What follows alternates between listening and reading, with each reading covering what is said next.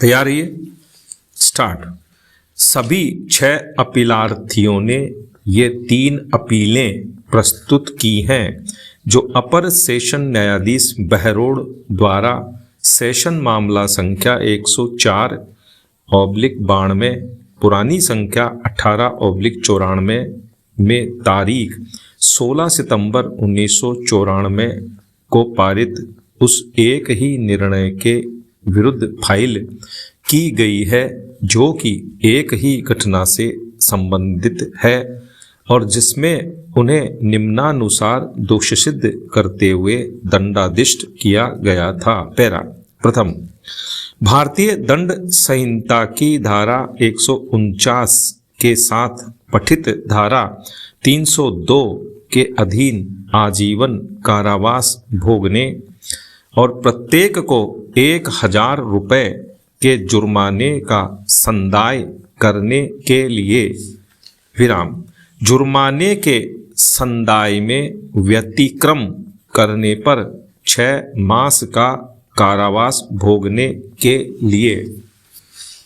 द्वितीय, भारतीय दंड संहिता की धारा 364 के अधीन 4 वर्ष का कठोर कारावास भोगने और प्रत्येक को 500 रुपये के जुर्माने का संदाय करने के लिए विराम जुर्माने के संदाय में व्यतिक्रम करने पर 3 मास का साधारण कारावास भोगने के लिए।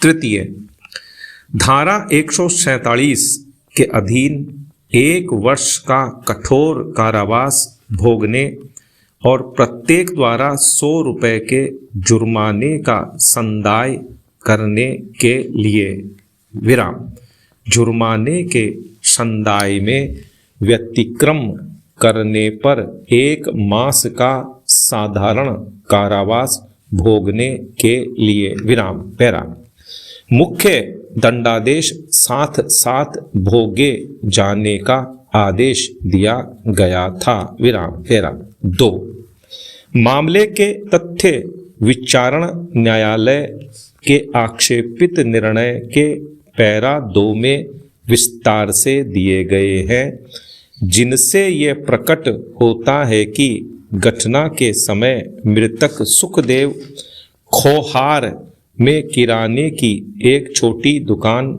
चलाता था विराम अभियोजन साक्षी 8 रामनिवास की दुकान उसकी दुकान के दक्षिण की ओर स्थित थी विराम तारीख 1 जनवरी 1984 की दुर्भाग्यपूर्ण रात्रि को लगभग 8 या 9 बजे साय अपीलार्थी शैतान सिंह उसकी दुकान पर आया और नमकीन उधार मांगी विराम उस समय वह पिए हुई स्थिति में था विराम सुखदेव ने नकद संदाय किए बिना नमकीन देने से मना कर दिया और यह बात शैतान सिंह को पसंद नहीं आई थी क्योंकि उसे बिना नमकीन के वापस जाना पड़ा था विराम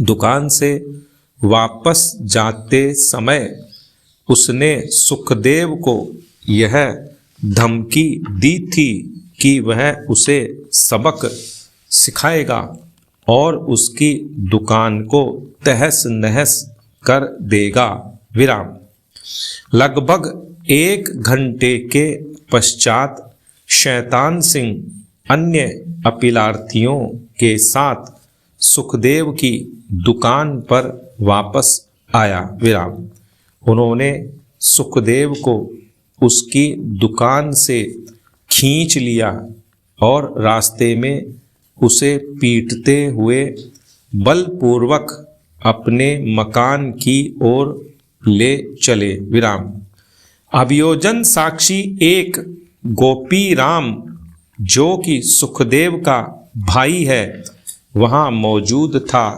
क्योंकि वह सुखदेव के लिए खाना लाया था विराम उसके चीखने चिल्लाने पर साक्षी मांगे सिंह, हीरा सिंह, गोविंद जोगी और फूल सिंह वहां आ गए और उन्होंने सुखदेव को छुड़ाने की दृष्टि से अभियुक्त व्यक्तियों का पीछा किया। विराम।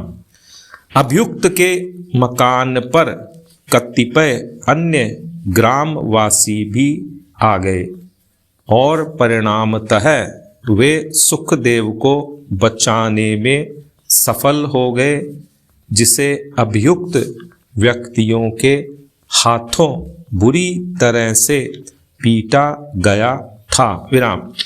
सुखदेव को अचेतन बेहोश स्थिति में उसकी दुकान पर वापस लाया गया था। विराम।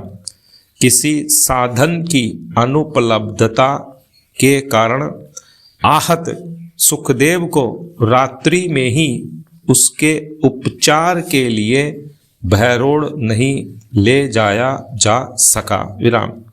घटना की रिपोर्ट अगले दिन लगभग 10 बजे प्रातः थाना बहरोड़ में अभियोजन साक्षी 1 गोपीराम द्वारा लिखाई गई थी और मामला भारतीय दंड संहिता की धारा 147, 148, 149, 307, 452, 325, 342 और 323 के अधीन अपराध संख्या 2/84 पर रजिस्ट्रीकृत किया गया था। विराम।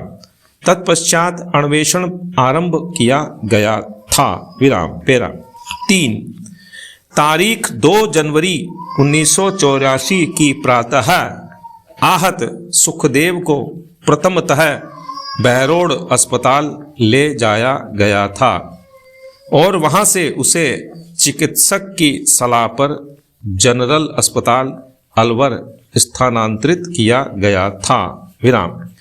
अलवर में उसकी क्षतियों की परीक्षा जनरल अस्पताल अलवर के चिकित्सा विज्ञानी अभियोजन साक्षी 18 डॉक्टर PS अग्रवाल द्वारा की गई थी और MLR प्रदर्श P17 के अनुसार निम्नलिखित क्षतियां पाई गई थीं।